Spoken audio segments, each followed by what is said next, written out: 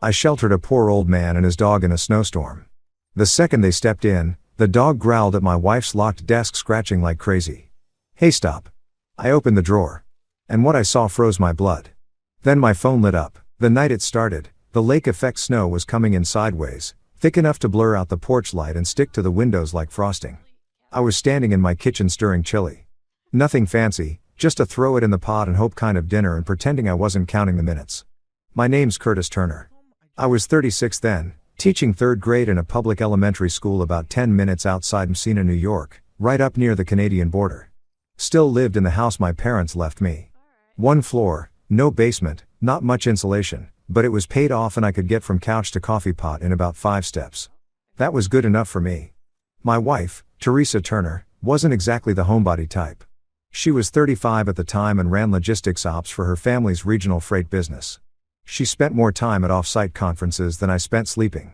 Sometimes she'd text from Pennsylvania, sometimes Connecticut, once from St. Louis like it was no big deal.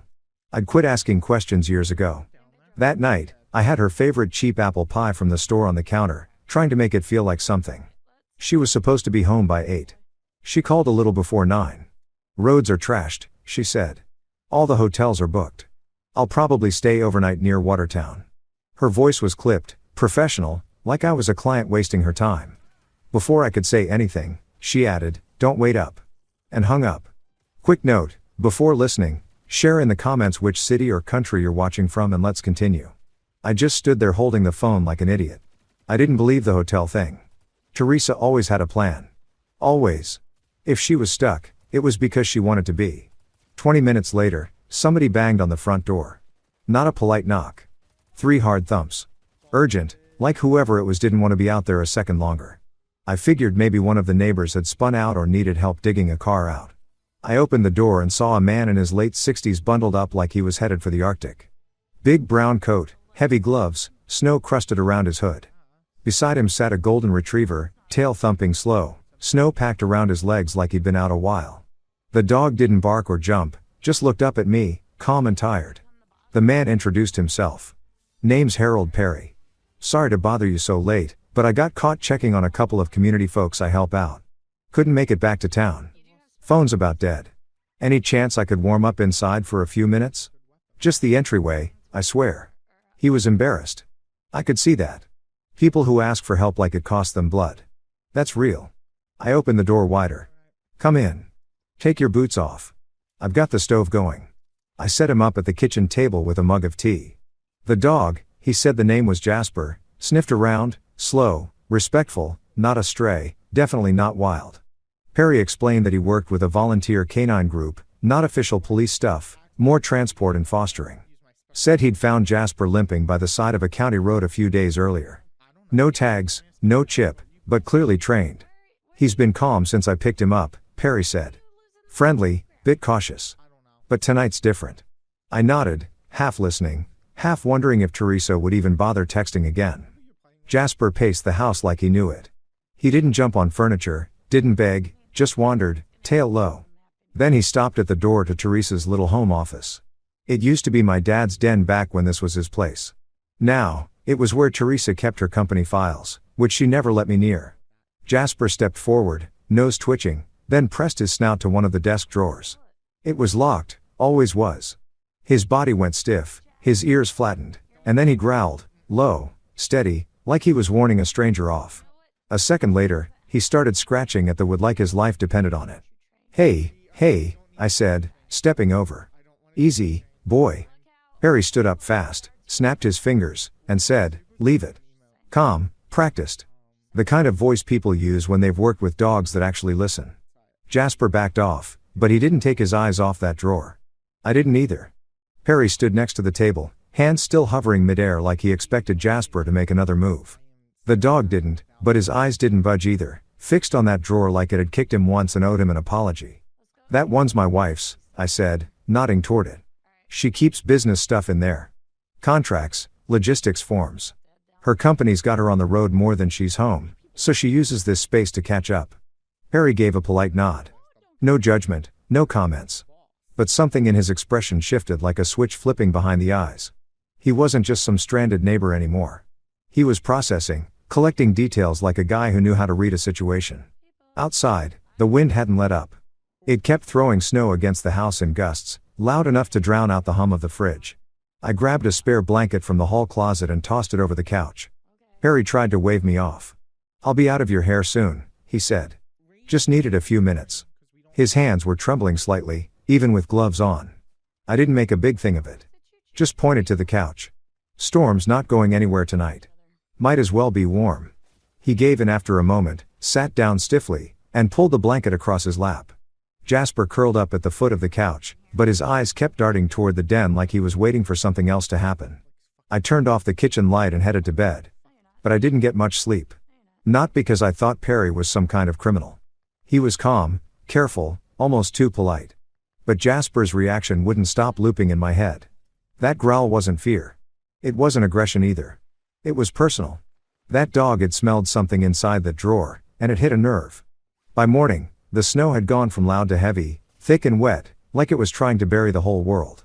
I made eggs and toast while Perry washed his hands at the kitchen sink, then set a bowl of water on the floor for Jasper and split some bacon between his plate and a paper towel for the dog. Jasper didn't move until Perry gave a little nod. Then he patted over, sat politely, and waited again. The kind of training that doesn't happen in a backyard. That dog had lived with someone who cared. Not just put food in the bowl kind of care. Real structured care. Used to help with canine events, Perry said casually. Searches, fundraisers, community days. "I'm not a cop or anything. Just an old guy who likes being useful." He scratched Jasper behind the ears and added, "Whatever he picked up in that drawer, it wasn't paper. I've seen this before." That was memory. Association. I nodded, but I didn't say anything. My stomach had been in knots since before sunrise. Harry stood up, pulled an index card from his wallet, and wrote a number on it with blocky, careful handwriting. Then he handed it to me and said, "If you hear anything about a missing golden retriever, give me a ring.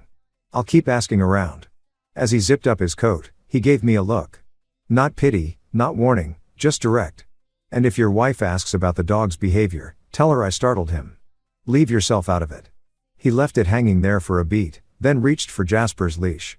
The dog didn't resist, just trotted beside him with that calm gait like nothing had ever happened. But when they stepped out into the snow, Jasper stopped, turned his head once, looked back at the house. I closed the door. After they left, I walked straight into the den. The drawer was shut tight, locked clean, no visible damage, just 3 shallow scratch marks near the bottom right edge. The kind that wouldn't show up in bad lighting, but were deep enough to feel with a fingertip. The kind that said something inside that drawer didn't sit right. Mid-afternoon, the district sent out a text saying schools would likely stay closed another day. Normally, I'd have taken that as a bonus. Extra sleep, a slow breakfast, maybe a couple chores, but the house felt too quiet, not peaceful, hollow. Around 5, I got a text from Teresa. Not hi or made it safe. Just don't touch anything in my office. I'll handle it when I'm home. That was it. Cold. Final. I stared at the screen for a long time. Could have been coincidence. Maybe she was being practical. Maybe she'd had a long night. Maybe Jasper was just confused by old smells. But I'd been married to that woman for over 6 years. I knew the difference between routine and reaction. And that text wasn't routine. I didn't respond. I walked to the kitchen, took Perry's index card off the table, and slid it into the front of a worn notebook I kept in the drawer where we used to stash coupons. I'd stopped using it after we got married. But something about holding it again felt right. I wasn't about to start snooping through Teresa's stuff. Not yet. But I also wasn't letting that drawer disappear from my memory. There was a reason Jasper went still in that room. I didn't know what was inside. But from that night forward, I was paying attention. The front door opened a little after 6 o'clock in the morning, and I knew it was Teresa before I even turned around. Not because she made noise. She rarely did, but because the air in the house shifted. She came in with that fast, efficient walk like she was late for something. Coat still on, rolling suitcase left by the door. She looked wrecked in the way only people with control issues ever do. Her face was pale, eyes tired, but her hair was perfect. Not slept on, not messy, controlled. She walked past me like I was a chair that had been moved an inch out of place. I stepped toward her anyway and wrapped my arms around her shoulders. For half a second, she stiffened. Just a half beat, enough for me to feel it. Then I caught the smell. It wasn't her usual clean citrus soap. This was heavier, floral, expensive, The kind of perfume that lingers on coats and doesn't belong in my small kitchen. "You okay?" I asked. "Want some coffee?" She pulled back and gave me a look like I'd asked her for a favor she didn't owe me. "I have a call at 9 o'clock, she said. "I need sleep." No apology, no explanation. She went straight down the hall and shut the bedroom door with a soft click that somehow felt louder than a slam. Teresa had always traveled. That part wasn't new, but this was different. There was an edge to her that morning, sharp and restless, like she was irritated by the fact that I existed in the same space.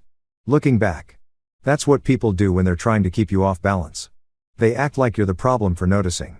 I stood there a moment, then picked up her coat from the back of the chair to hang it. As I lifted it, something slipped out of the inside pocket and hit the hardwood with a clean hollow sound. A key. Small brass. Not a house key.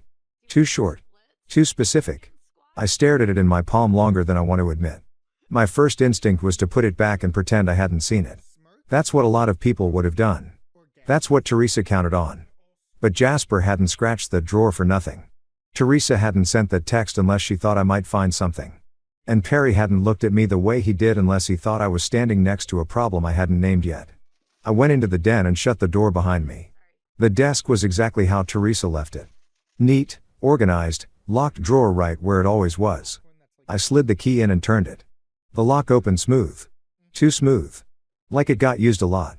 I pulled the brass key back out and slipped it into my pocket before I even looked inside. Inside were folders stacked neatly, envelopes labeled in Teresa's tight handwriting, a couple of receipts folded clean. All boring, all normal. Until my eyes caught something that didn't belong. A watch. It was a women's bracelet watch. Silverton toned, thin band, small face, delicate in a way that suggested it wasn't meant for daily wear. It wasn't tossed in there either. It had been placed carefully, wrapped in a soft cloth.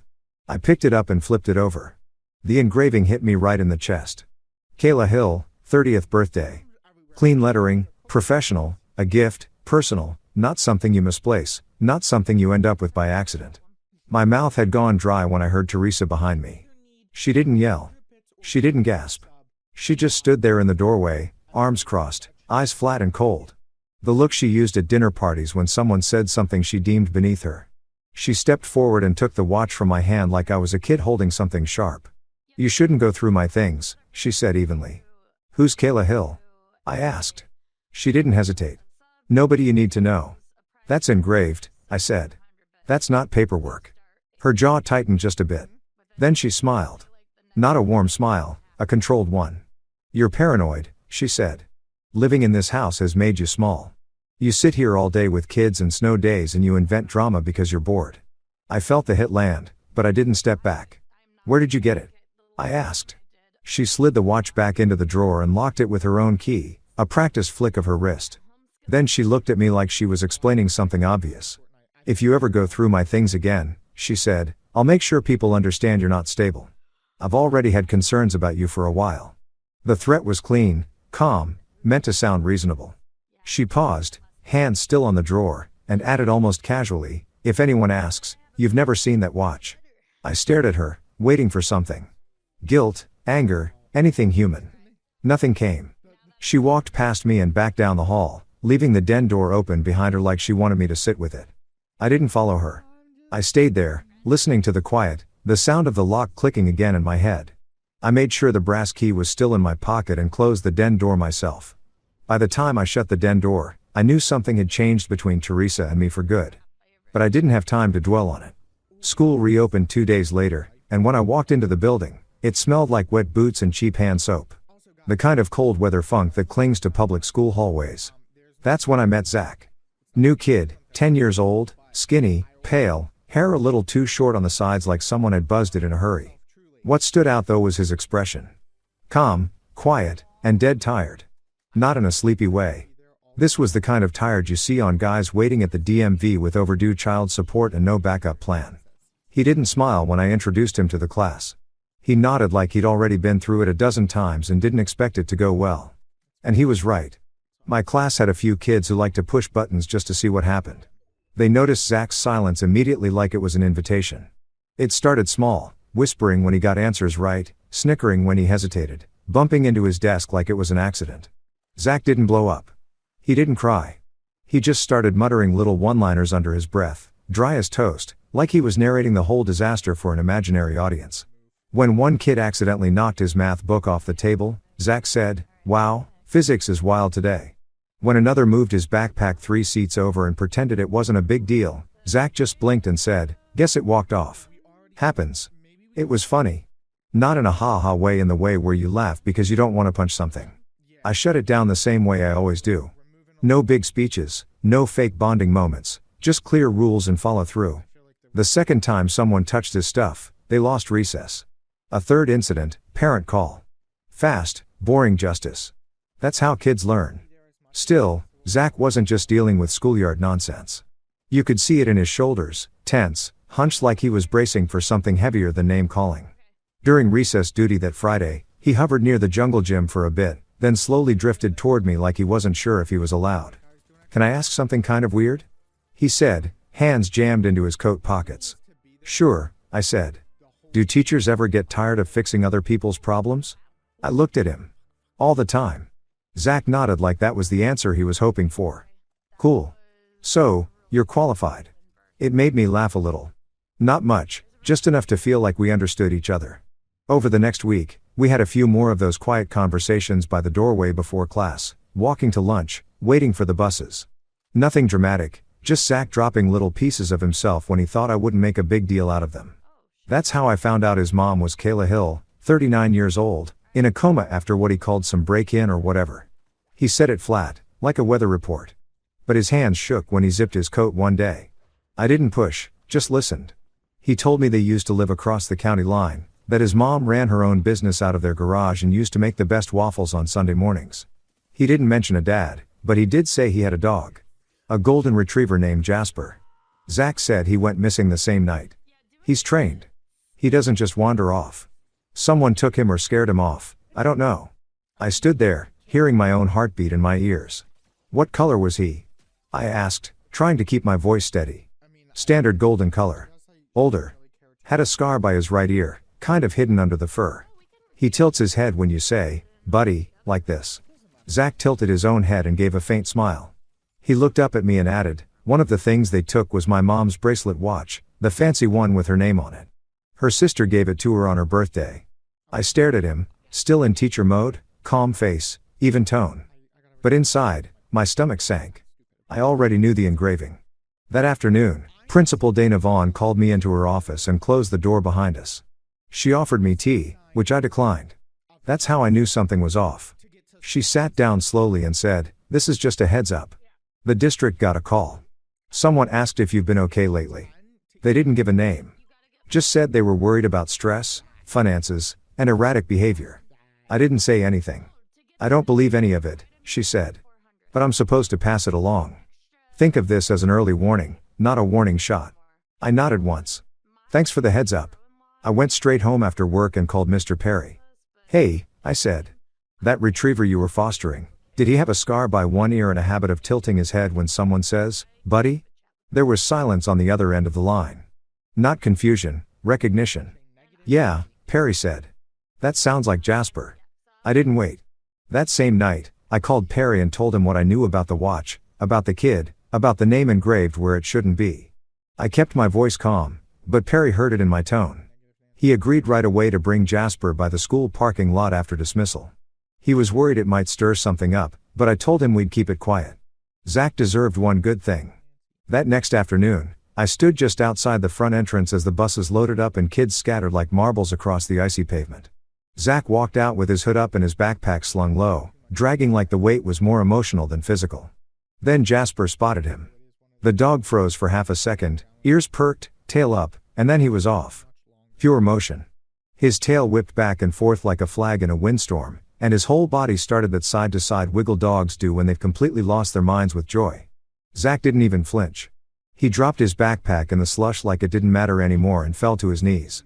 Jasper crashed into him like they were reenacting a movie. The dog licked Zach's face over and over, whimpering, snorting, pawing at him like he needed to confirm every inch of him was still there. Zach laughed. Not the half-sarcastic chuckles he threw around in class to keep people from getting too close. This was a real from-the-chest kind of laugh that cracked wide open and didn't care who heard it. He grabbed Jasper's face in both hands and said, "You dumb dog. You're late." Harry stood a few feet back with his hands in his coat pockets, watching the whole thing like it hurt and healed at the same time. The look in his eyes made it clear he'd gotten attached, too. Probably more than he'd planned to. I clapped Perry on the shoulder. "You did the right thing." He gave a small nod. "Kid needs him more than I do, but I can keep him for now. Yards fenced, quiet neighborhood. No chaos." Zach looked up from where he was still crouched on the ground, wiping his wet face on his sleeve. "So Jasper's doing a sleepover with a grandpa. That's weirdly perfect." I smiled. "Let's get you home. Sidewalks are still a mess." We walked together through the slush and snow melt, past the salt-stained curbs and piles of gray snow banks that hadn't melted yet. I called the emergency contact listed in Zach's file while we walked. No surprises, no crossing lines. I just wanted someone to know I was bringing him straight home. Zach kept up a steady stream of jokes the whole way. He talked about how Jasper used to fart loud enough to scare himself. How his mom once made pancakes shaped like dinosaurs but accidentally gave one 3 heads. How he used to give Jasper little missions to deliver socks between rooms. He was trying to keep it light, but his eyes stayed serious. At his place, the porch light was already on. A 2-story house, dark red shutters, cracked concrete steps. The kind of house that wanted to look warm from a distance, but didn't feel it up close. Reese Gray answered the door. Late 40s maybe. Clean cut in the artificial way. Fresh shave, combed hair, teeth too white.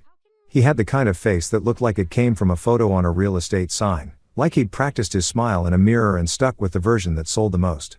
"Hey there," he said, shaking my hand just a little too long. "Curtis Turner, right, buddy? Thank you for walking him home. Appreciate it." He called me buddy twice in the same sentence like he thought it would smooth something over. Zach slid past him without a word and went straight to the kitchen, probably to grab food or disappear upstairs. Reese kept smiling. "Kayla handled most of the finances, but now I'm keeping things afloat best I can. Doctors, bills, lawyer stuff, all of it. It's been a rough season, but we're getting through." He wanted to sound like the hero, like he was holding everything together single-handed. But the way he said we made it clear he wasn't talking about Zach. When I mentioned Jasper gently, Reese shrugged. "Dog's a liability," he said. "They shed, they bark, insurance hates them. Kids get attached and then it's Heartbreak City. You get it? Risk exposure is the last thing I need right now." He said it like he was describing a busted garage door. Not a living creature, not a kid's best friend. Behind him, Zach stood in the doorway to the kitchen, arms crossed, face flat. He didn't say anything until we stepped outside. As we walked down the block, he muttered. "He hates Jasper because Jasper didn't like him." I glanced sideways. "Jasper's a good judge of character," Zach added. "Better than most adults." A minute passed in silence. Just the crunch of boots on packed snow. Then Zach spoke again, softer this time, testing me. "The night my mom got hurt. I was under the bed. I saw boots, big, heavy. Not the guy's face, just the boots. I didn't say a word. I let him keep going. Ree has the same ones," he said. "I know it doesn't prove anything. Could be a coincidence. Like how it's a coincidence your wife is never home." He blinked hard and looked away. "Sorry, that was a bad joke." I didn't answer. I just walked him to the end of the street and watched him go inside. That night, I sat on the edge of my bed with the lights off for a long time. I thought about the smell on Teresa's coat. The way she touched the drawer like it was hers and mine was to stay in the dark. The way Jasper had gone stiff. Then I picked up the phone and called the non-emergency number for the county sheriff's office. I asked if I could speak with the detective assigned to the Kayla Hill home invasion. The woman on the other end put me on hold, then came back and transferred me. "Detective Elena Marwick speaking." Her voice was sharp but not harsh. I told her who I was, what I did, and that I had a dog in my life who might be part of her case. I said I wasn't trying to accuse anyone. I just thought something might matter, even if I couldn't prove it yet. She didn't hang up. She said, "Go on." Detective Marwick said, "Go on." And I did everything I could tell her without sounding like a man chasing shadows. But the next real blow came at home. That weekend, Teresa was back in the house like nothing had happened. She moved through the kitchen with her mug of tea, checking her phone, making notes in a planner she never let me read. I waited until the moment felt halfway calm. Then I brought up the watch again. I didn't accuse her. I asked plain and careful, "That bracelet watch in your drawer, are you ever going to tell me where it came from?" She didn't raise her voice, didn't flinch. She just turned slightly, placed one hand on the locked drawer like she was shielding it from wind, and gave me that slow, patient tone people use with toddlers. It's work paperwork, Curtis. You're inventing things again. It wasn't a denial. It was a performance. Like she was already practicing what she'd say to someone else about the interaction. She reached across the counter and touched my wrist like it was part of the script. I think the stress from teaching is finally catching up with you. You haven't been sleeping. You've been quiet. I'm quiet because I'm thinking, I said. Exactly. She said, and spiraling. You should talk to someone before you embarrass yourself, she said, embarrass the way some people say self-destruct. Real soft, but with barbed wire underneath. Then, like it was no big thing, she added, I already mentioned it to someone at the district. They've got support resources. It's totally confidential. I didn't answer. I just stared at her. She smiled and walked off like she'd solved a problem. The next day, Principal Vaughn asked if I could swing by her office after lunch. She closed the door and said HR wanted to schedule a wellness meeting. Language I'd never heard directed at me before. They were checking in about stress, work-life balance, fitness for duty. Van looked uncomfortable even reading the phrases off her notes. That's when I understood what Teresa was doing. She wasn't just hiding something. She was building a narrative. One where I was unreliable, paranoid, one where if I ever opened my mouth, people would smile kindly and dismiss it as burnout or instability. And then Ree showed up again, this time in my inbox. The email was casual, overly friendly, said he wanted to offer me cash to tutor Zach privately. Said, Zach responds well to male role models, and he wanted to create a stable routine. The words looked nice, but the tone read like surveillance, like he was fishing to see what I knew, or worse, to get closer to whatever I might be watching. I wrote back a short, polite no. Told him I wasn't taking private students. He replied within the hour with a smiley face at the end of his message that didn't match the words. No worries, we all have choices.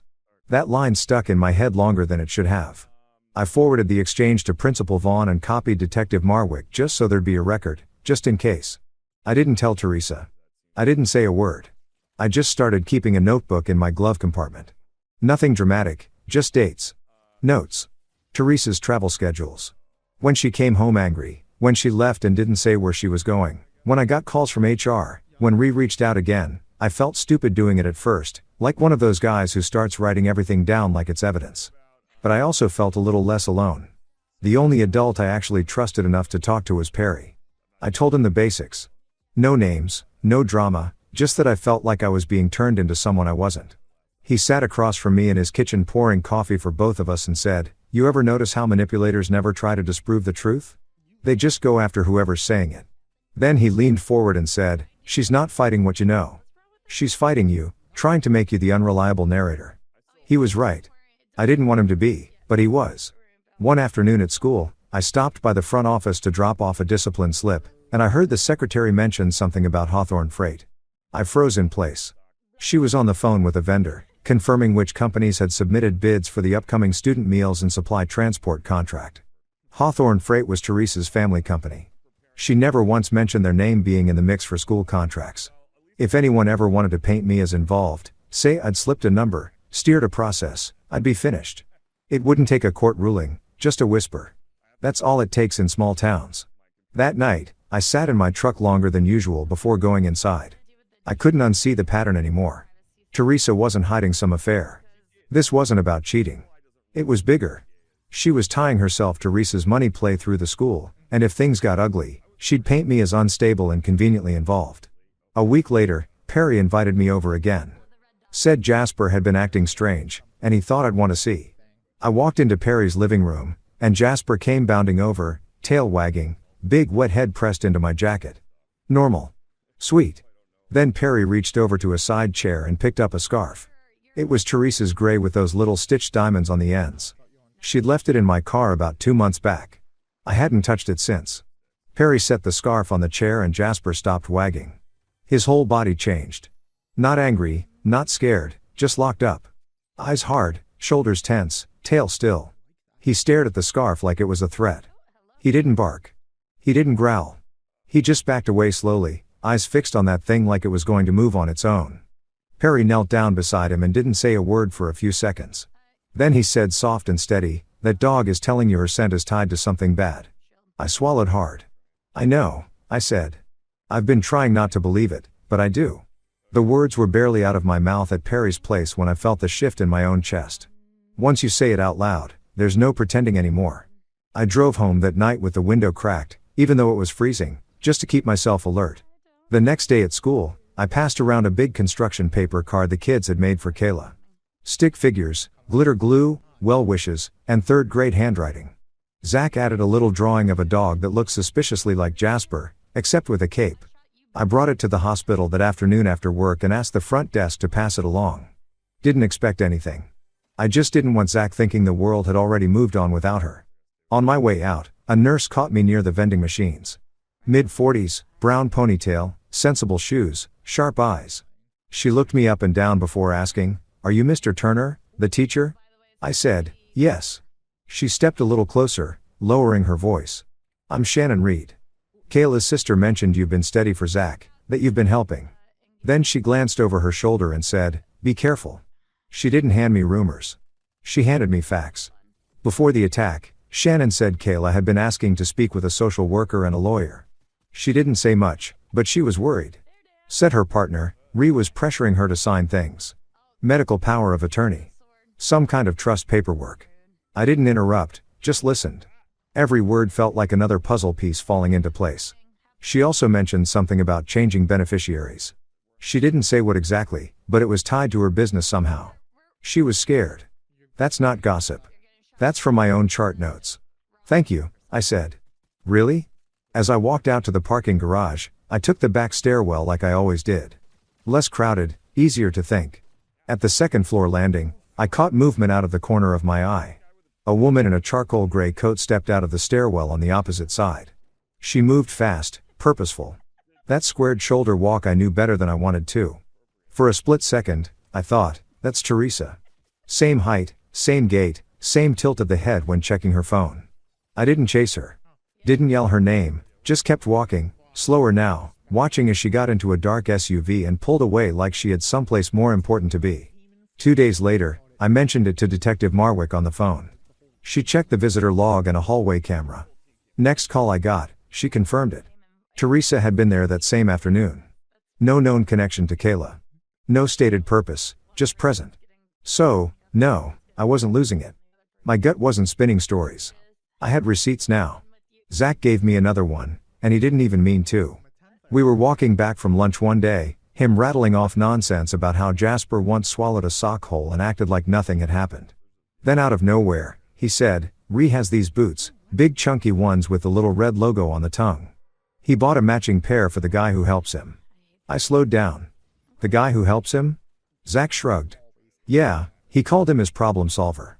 Said, real men buy gear that lasts." Went on about it for like ever. The box was in the garage for weeks. Had the receipt taped to the top. Like he wanted me to memorize it. He didn't know why my face changed. I didn't tell him.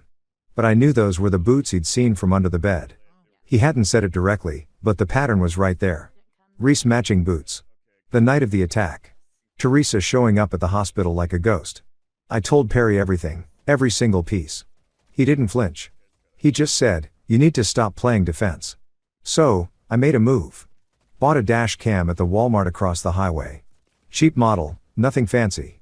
Mounted it in my truck with adhesive strips and pointed it straight down my driveway. If Teresa or Ree wanted to try something on home turf, I'd have timestamps and video. No more hearsay. "No more," he said. She said funny thing. Right after that, Teresa started acting sweet. Not fake sweet. Professional sweet. Like a company rep handling a high-rises client. She made dinner, asked about my class, even offered to go for a drive together one night to reset things. I didn't trust a second of it. That's the thing about manipulators. They always smile when they're loading the second bullet. The day after she made spaghetti and asked about my lesson plans, I got another HR email.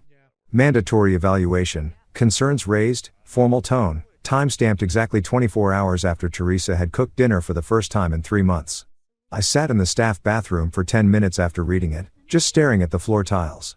She wasn't trying to argue with me anymore. She was trying to disqualify me, discredit, deconstruct. If she could make enough people believe I was unstable, she wouldn't need to win an argument. My truth would just sound like noise. And if she pushed hard enough, long enough, I might actually crack under the weight of trying to explain it. Perry called that night and asked if I wanted to stop by. Said Jasper was being strange again. When I got there, Perry didn't put on a show. He just confirmed what I'd already seen before. Jasper still reacted to Teresa's scent like it was tied to something dangerous. Perry looked me straight in the eye and said, "You don't have to convince everyone. Just one person who can prove it matters." "You don't need to lie," I told Marwick. "I've seen the watch. I've held it. And she told me to pretend I hadn't." I gave her every detail I had. The drawer, the text, the pressure, and the slow smear campaign Teresa had been building to make me look unstable. Marwick didn't flinch. She didn't pat me on the back or promise I was brave. She just said, "If they're trying to retrieve evidence, they'll come back for it." Then she asked if I'd cooperate with a controlled setup. Officers would be in the home, low profile. You'd give written consent. We'd stay out of sight. Done by the book. I said yes before she even finished the sentence. At that point, I was already in the middle of it. Might as well do it the right way. We picked a night that lined up with bad weather. Forecast said snow starting at dusk and getting worse through midnight. Wind, poor visibility, icy roads, the kind of night someone might use to move through town unnoticed. I told Teresa I needed one honest conversation, that I'd found something in her drawer I didn't understand. I kept my voice calm, just like she taught me. Perry came over that evening with Jasper and settled in at my kitchen table. Jasper, thrilled to be part of whatever we were doing, dropped a soaked tennis ball at Marwick's boots and waited like it was his job. She didn't kick him out, just nudged the ball aside with her foot and said, "Dog's better trained than most adults I know." Using the same small brass key I'd taken from Teresa's coat, I unlocked the drawer just long enough for Marwick to tuck a tiny recorder beside the locked box and for me to lay a plain white envelope on top. No note inside, just a decoy. We didn't plant evidence. The watch was already there. If Teresa came back, it wouldn't be because she had questions. It would be because she couldn't help herself. By 11 o'clock, the snow was thick as fog. Wind slapped the porch like it had something personal to say. I was standing in the living room, lights low, pretending to flip through a book when I saw headlights cut across the wall. 2 vehicles pulling into the drive, too fast for the conditions. My dash cam caught both. Teresa came through the door like she was late for a presentation. She didn't knock. She used her key, stepped in, and shut the door behind her like this was her place and I was the guest. Then walked in behind her. Seeing him in my house made my stomach turn. He didn't even hesitate. Looked around like he was already mentally redecorating. He whispered something low to Teresa. Couldn't catch the words, but the way he hovered behind her, it wasn't nervous. It was coordinated. Teresa didn't even glance at me. She went straight down the hallway toward the den. Followed close, voice still low. I stepped forward enough to hear one line clearly. "He's supposed to be asleep," Teresa hissed. That's when I knew this wasn't cleanup. This was control. They weren't afraid of what I might do. They were afraid of what I already knew. Jasper heard her, too. The moment she touched the drawer handle, he lost it. Barked sharp and hard. Lunged forward. Perry had to grip the leash with both hands. Jasper wasn't being aggressive. He was trying to alert. That bark wasn't noise. It was danger. I didn't need to play dumb anymore. I stepped into the hallway and said clear and loud, "What are you doing?" Teresa turned around slow, face still neutral, eyes cold. "Curtis is having an episode," she said flatly. "He's been under stress. He's imagining things." Reese stepped toward me, jaw set, chest puffed slightly, just enough to try and rattle me. "Easy, buddy," he said. "Let's not escalate things." And that's when Marwick stepped in. She and another officer moved in from the back hallway, coordinated, quiet entry, just like she'd promised. Teresa froze, not in panic, but in irritation. Her face didn't show fear. It showed inconvenience. Marwick raised her hand and said, "Ma'am, step away from the drawer." But Teresa didn't. She yanked the drawer open fast, grabbed a cloth-wrapped object, and shoved it into her tote bag like she'd done it before. That was the tell. She didn't hesitate. She knew exactly where it was, exactly how it was packed. There was no searching, no guessing. Marwick moved fast. "Set the bag down," she ordered. Teresa tried to play calm, like she was just holding her own property. But Marwick already had gloves on and a body cam rolling. She opened the tote, pulled out the cloth, unwrapped it. Inside the engraved bracelet watch, Kayla Hill, 30th birthday. But that wasn't all.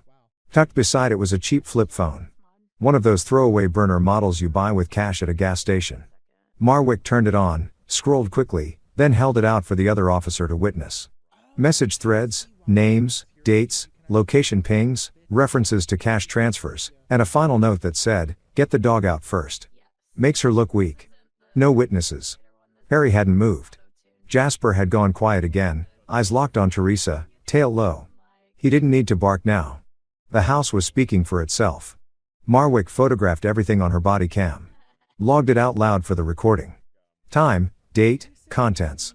Then she turned to Teresa and said, "You have the right to remain silent." Teresa didn't resist, but she did try one last move. "I want it on record," she said, smooth as ever. "That Curtis planted all of this. He's been erratic, unstable. You'll see. But that's why we done it this way." The dash cam, the audio recorder, Perry, Marwick, even Jasper. They could try to spin a story, but the timeline couldn't be bent. Not this time. The body cam footage, the dash cam timestamps, the messages on the burner phone, they all did their job. But that didn't mean I walked into school the next day like a man cleared. That's not how it works in a town like ours. People don't wait for court dates. They pick a version of the story that makes sense to them, then pass it around like a casserole. For 2 solid weeks, I could feel it. Parents hesitating at pickup. Colleagues pausing too long in the copy room. Kids whispering just loud enough for me to hear, then going quiet when I turned around. HR still made me sit through their little wellness meeting. Nothing personal, just protocol. Teresa being arrested didn't cancel the paper trail she'd spent months building. She'd played it smart, planted doubt before I had a chance to get ahead of it. Bureaucracy doesn't care that your wife is wearing an orange jumpsuit. It cares about liability. Principal Vaughn was the exception. She looked me in the eye, didn't fake a smile, and said, "I'm glad you're still standing." Most wouldn't be. Zach stuck close in the way only kids know how to do without making it obvious. He'd hang around after the bell, pretend he forgot something, then wander up to my desk with some weird fact about frogs or a joke that didn't quite land. One afternoon he said, "If anybody says you're the bad guy, I'll tell them my dog disagrees." I laughed harder than I'd laughed in months. About 3 weeks after the arrest, I got a call from Marwick. "Kayla's awake," she said, not fully steady, but aware. She asked about her son. I asked if I could visit just once to bring back something to Zach, some proof that his mom was still his mom. Marwick cleared it with the hospital. I went in after school.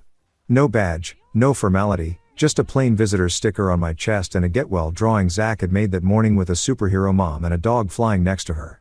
Kayla looked smaller than I expected, hollowed out from weeks of tubes and silence, but her eyes were sharp, awake, watching. I handed her the drawing and said, "Zach wanted you to have this." She didn't smile right away, but her hand tightened just slightly on the page and her eyes didn't leave it. She whispered hoarse but clear. "He's okay."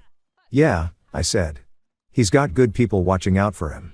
She closed her eyes and breathed in slow like she was finally allowed to. Then she looked straight at me and said, "She was there, Teresa." I know her voice. She couldn't speak for long, but she told me what mattered. Teresa wasn't a stranger to her. Their companies had overlapped. Teresa had tried to pitch some kind of partnership. Something Kayla said smelled wrong from the start. She'd rejected it. Teresa hadn't liked that. "She doesn't yell," Kayla said. "She speaks low, sharp, like she wants to be the last voice in the room." Those were the exact words Teresa had used on me too many times to count. Later, Marwick explained the full picture. Ree hadn't just wanted money. He wanted full control. Legal power, medical authority, access to assets. If Kayla died, he got it all. If she stayed in a coma, same thing. The plan worked either way as long as nobody questioned it too soon. And if anyone did, make them look unstable. Teresa's family tried to pressure the county at first. Donations, old favors, whispers about reputation. But the burner phone, the messages, the recovered watch, that was a clean chain. One broken link and it all unraveled. The school district pulled Hawthorne freight from the transportation bid without making a scene. But locally, everyone knew. Teresa's name had weight before after the arrest. That weight snapped the rope. People stopped returning her family's calls, stopped pretending they didn't see the cracks. Teresa filed for divorce from jail through a lawyer, of course. Claimed I was emotionally abusive. Said I'd become erratic and controlling over the past year. The irony would have been hilarious if it didn't threaten my job. With Kayla's statement, plus the dash cam footage showing Reese and Teresa arriving at my house together, Marwick helped me get my name cleared officially. District HR backed off. The letter in my file got sealed. I didn't throw a party, but I slept through the night for the first time in months. Perry kept Jasper while the court sorted out Zach's living situation. Kid custody cases move slow, even when the facts are obvious. But Jasper didn't seem to mind. He handled it all the same way he always had, with a wagging tail, a slobbery tennis ball, and a kind of unshakable loyalty that made the worst days seem less impossible. He'd gotten all of us through the worst season of our lives. By late spring, the ice finally gave up and the sidewalk stopped trying to break ankles. People in town went back to smiling like they hadn't spent the winter watching each other through fogged-up windows, wondering who was lying. Teresa and Ree were still bouncing between hearings. My divorce paperwork crawled along behind them, slow and overpriced like every legal thing in America. But the first real win, it wasn't dramatic. It wasn't some big courtroom moment or public apology. It was the afternoon Principal Vaughn knocked on my classroom door, handed me a sealed envelope, and said, "HR's closing everything out. No action taken. You handled a hard year with more patience than most people have." Then she nodded once and walked away. I sat in my truck in the lot for a solid 10 minutes after that. Didn't cry, didn't scream, just breathed like I'd been holding it for months without noticing. Kayla started rehab a week later. I checked in without hovering. Recovery wasn't clean or smooth. She'd get dizzy from standing too long, then insist on doing the next rep anyway. She reminded me of the kids in my classroom who hate being told when to slow down. Strong, stubborn, and full of fight. Zach moved in with Kayla's sister while she got steady on her feet again. He still came by my room before the bell some mornings, acting like it was no big deal. He'd toss out a fact about volcanoes or ask if I knew that platypuses didn't have stomachs. I'd nod, play along. Outside like clockwork. Perry and Jasper would be waiting in the pickup loop. Jasper always wagging. Perry always sipping coffee and watching the world like he'd seen it all already. Perry surprised me. He never overstepped. Never acted like a stand-in dad. He just showed up. Dog walks, quick check-ins, small moments that stacked up into something steady. When Zach made a joke that landed too sharp, covering a bad day, Perry was the one who put a hand on his shoulder and let the silence do the work. The sentencing hearing came in early June. Teresa came in with her hair flat-ironed and her lawyer voice on, like she still believed this was a misunderstanding. Race looked like a man who couldn't figure out why the con didn't land. I didn't go up there to deliver a speech. When the judge asked if I had anything to say, I stood and said, "You tried to turn my life into a story nobody would believe, and it didn't work." Then I sat back down. That was enough. Teresa lost her board seat at the family company once investigators started tracing her side deals with Ree. Every hand she thought would protect her turned to stone. Her name stopped meaning power. Reese's little empire of control fell apart the second Kayla lived and remembered. Lies make noise, but they don't hold up once the facts show up. Kayla and I didn't jump into anything. We weren't playing house. We didn't light candles and pretend it was fate. But we built trust slow.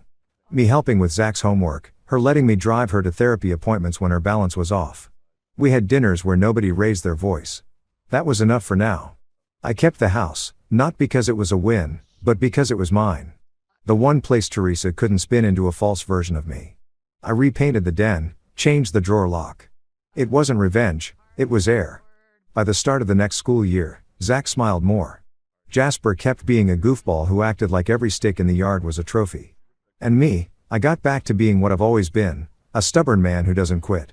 Especially when a kid's watching to see what that looks like.